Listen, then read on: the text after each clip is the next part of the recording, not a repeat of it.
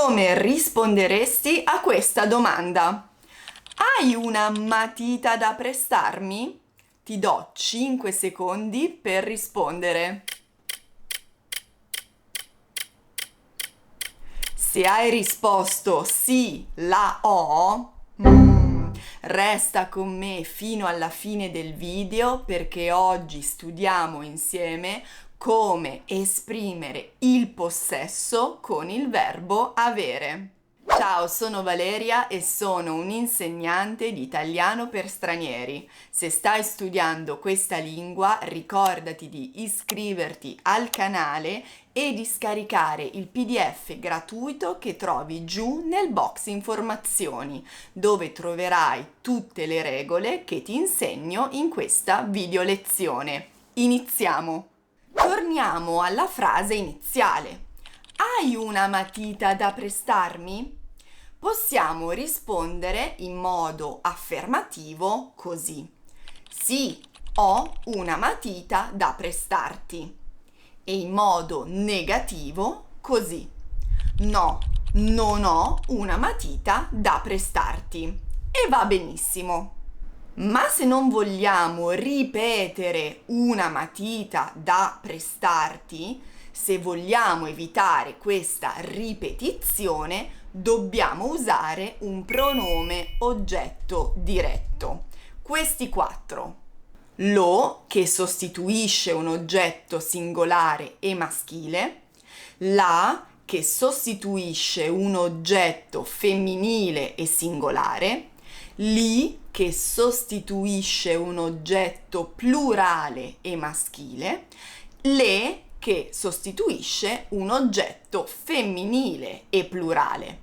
In questo video trovi tantissime regole e informazioni relative ai pronomi oggetto diretto. Ora tocca a te.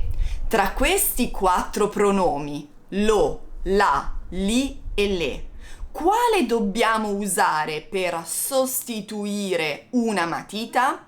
Pensaci. Ma certo, la, che sostituisce un oggetto femminile e singolare, proprio come una matita.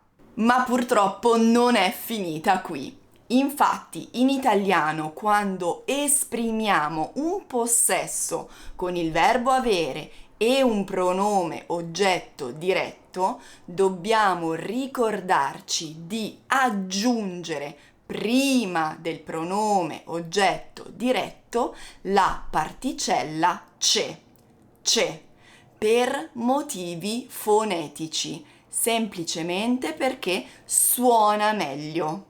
Ma che cos'è c'è in italiano? È semplicemente la particella ci, che però quando è seguita da un pronome oggetto diretto diventa c'è. Quindi la regola è c'è più pronome oggetto diretto, la, lo, li e le, più verbo avere.